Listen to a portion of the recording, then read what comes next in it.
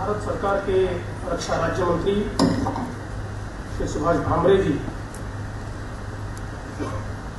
हम सभी को जिन पर नाज है, ऐसे विज्ञान भारती के राष्ट्रीय अध्यक्ष डॉक्टर विजय भाटकर जी, पुणे की महापौर श्रीमती मुक्ता तिलक, श्री शरद कुंटे जी, श्री अनिल सहस्त्रबुद्धे जी, शेखर मांडे जी, जयंतराव सहस्त्रबुद्धे जी, सुरेश नाइक जी, यहाँ पर उपस्थित सभी महानुभाव, बहनों और भाइयों, मैं सबसे पहले विज्ञान भारती को इस 5वें भारतीय विज्ञान सम्मेलन को आयोजित करने के लिए बहुत बहुत बधाई देता हूं, बहुत बहुत शुभकामनाएं देता हूं। और जिस प्रकार का रिस्पांस, जिस प्रकार की सहभागिता पूना के लोगों ने इसमें दी है, इससे ये बात अधोरेखित होती है कि हमारे देश में, हमारे प्रदेश में विज्ञान, तंत्रज्ञान, प्रौद्योगिकी, इन सभी विषयों में हमारी युवा पीढ़ी को विशेष रूप से रुचि है। और आज मुझे इस बात की भी खुशी है कि ये जो 5वां सम्मेलन हो रहा है, इसकी theme Confluence of traditional and modern science. मैं ऐसा मानता हूं कि आज अगर देश को किसी चीज की आवश्यकता होगी तो इस कॉन्फ्लुएंस की आवश्यकता है। एक और विज्ञान में की हुई हमारी प्रगति, जो प्योर साइंसेस है या विज्ञान के अलग अलग प्रकार है, उनमें जिस प्रकार से हमने विकास किया और शायद एक बड़ी ही वैज्ञानिक समाज रचना के रूप में कई सदियों तक भारत ने पूरे विश्व में अपनी साख जमाई। अभी भी भामरे जी जिसका उल्लेख भी कर रहे थे कि वैज्ञानिकों का देश, हमने कभी उन्हें ऋषि मुनि कहा, कभी वैज्ञानिक कहा, अलग अलग नामों से हमने उनको पहचाना, लेकिन हर शास्त्र में, चाहे वो विज्ञान हो, चाहे भौतिक शास्त्र हो, चाहे रसायन शास्त्र हो, चाहे वो खगोल हो, भूगोल हो, ऐसा कोई शास्त्र नहीं था जिस शास्त्र में हमने प्रगति नहीं की थी। और जिस तक्षशिला का उल्लेख यहां पर किया गया, 1500 साल तक तक्षशिला के विश्वविद्यालय ने पूरे दुनिया को हर प्रकार के ज्ञान को समेटने का अवसर दिया। और जैसा बताया भामरे जी ने कि यह केवल शास्त्र पर आधारित, केवल भाषा पर आधारित इस प्रकार का विश्वविद्यालय नहीं था, तो हर प्रकार की विज्ञान की शाखाओं में उच्चतम ज्ञान का केंद्र इस रूप में पूरे दुनिया में इसको देखा जाता था। और दुनिया के हर कोने से वैज्ञानिक और विद्यार्थी इस तक्षशिला के विश्वविद्यालय में आते थे। और उसको समाप्त करने के बाद, उसको जिस समय आक्रांताओं ने नष्ट किया, उसके बाद नालंदा जैसा विद्यापीठ शुरू हुआ। भी भाटकर जी उसकी ओर भी ध्यान देते हैं और उसने भी उसी प्रकार का ज्ञान हमारे देश में और विश्व में दिया।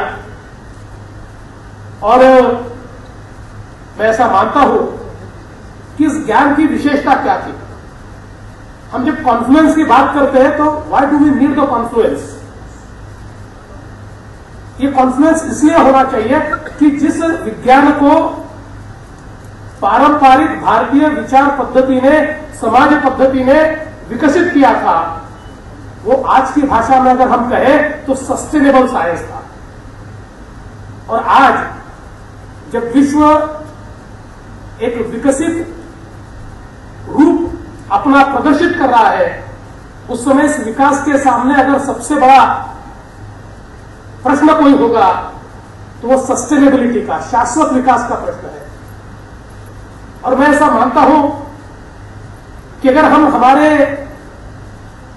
भारत में जिस विज्ञान को हमने विकसित किया उसकी ओर देखेंगे तो हमारे वैज्ञानिकों ने जो हमारे नैसर्गिक वैज्ञानिक सूत्र हैं उन सूत्रों को विकसित करने का प्रयास किया। जो मूल तत्व है उन तत्वों को समझकर उसको विकसित करने का प्रयास किया और इसलिए वे हमेशा सस्टेनेबल विकास की ओर, शाश्वत विकास की ओर, शाश्वत वैज्ञानिक विकास की ओर हमेशा उनका ध्यान रहा। और आज विज्ञान की इतनी प्रगति के बाद जो देश जितना प्रगत है वो उतना प्रदूषित है। जिस देश ने जितनी प्रगति की उतना ज्यादा उसने प्रदूषण भी उत्पन्न किया है।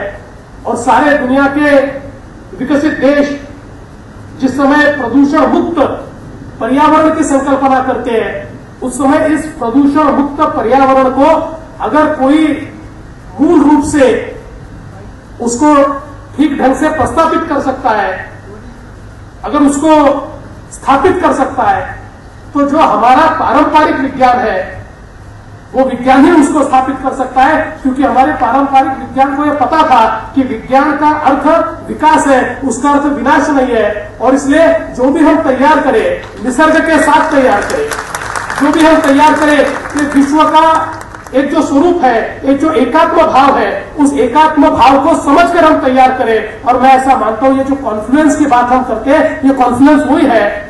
मॉडर्न साइंसेस ने निश्चित रूप से बहुत अच्छी प्रगति की है, उस प्रगति को हम नकार नहीं सकते, लेकिन उस प्रगति के साथ साथ जब तक इस तत्व को हम लोग उसके भीतर नहीं लाएंगे तब तक हम दुनिया का विनाश नहीं रोक पाएंगे।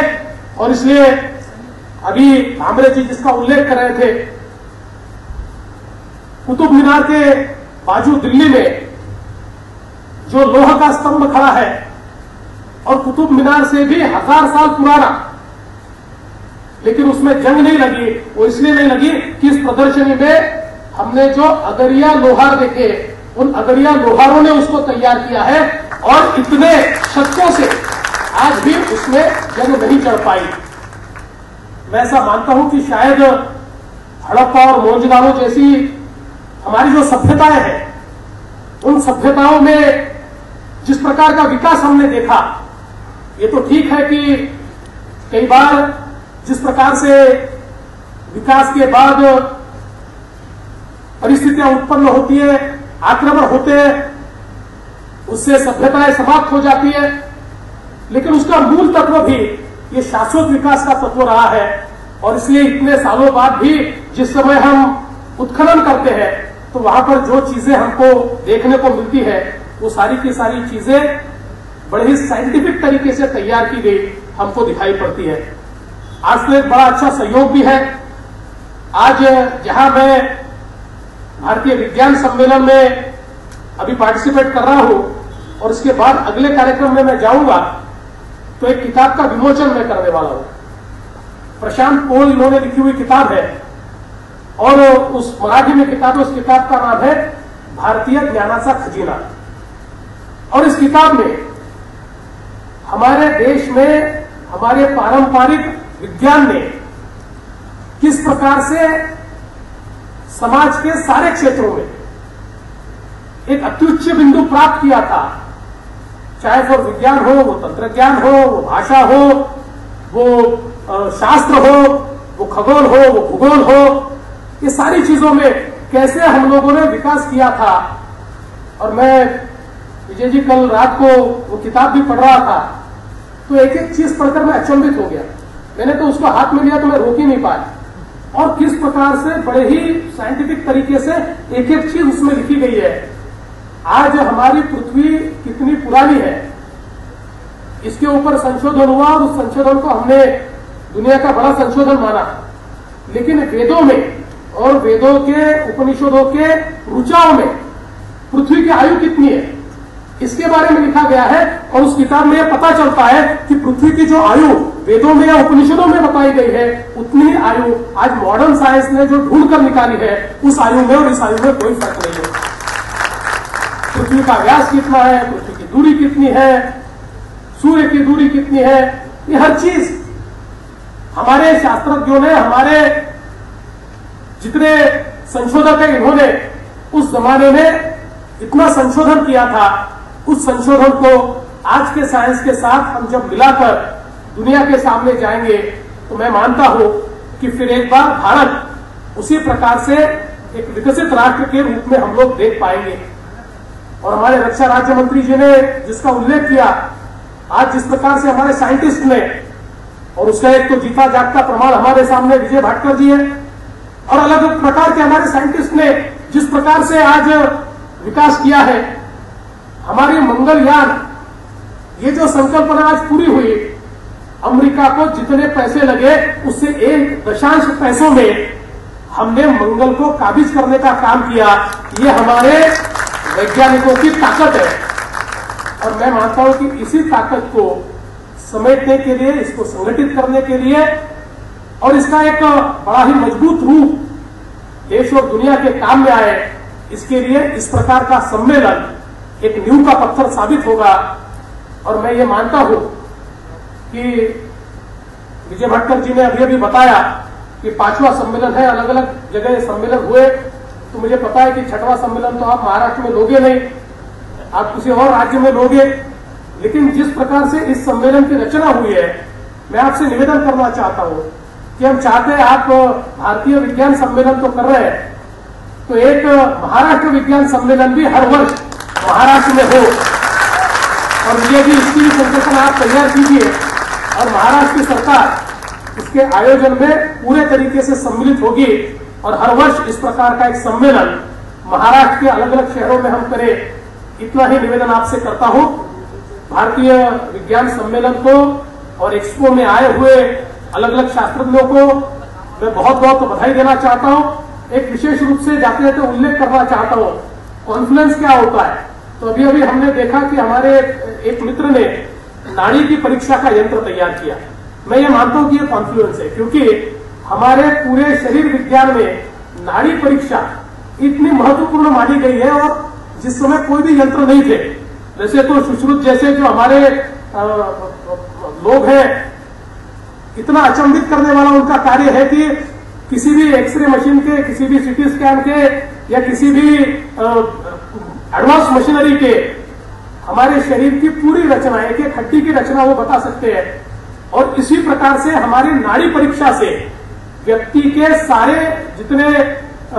जितने उसको बीमारियां हैं, उन बीमारियों को बताने का साइंस जो हमारे आयुर्वेदाचार्यों ने तैयार किया था, अब उसको इस प्रकार से नाड़ी परीक्षण की एक छोटी सी मशीन तैयार करके प्रिसीजन के लेवल पर ले जाने का काम, इसको मैं ऐसा मानता हूं कि सही रूप में पारंपरिक विज्ञान और नए विज्ञान का एक कॉन्फ्लुएंस है और इसलिए मैं उनको भी बहुत बहुत बधाई देना चाहता हूं। एक बड़े अच्छे कार्यक्रम में आपने निमंत्रित किया, इसलिए आभार व्यक्त करता हूं और अपने शब्दों को विराम देता हूं। जय हिंद, जय महाराष्ट्र।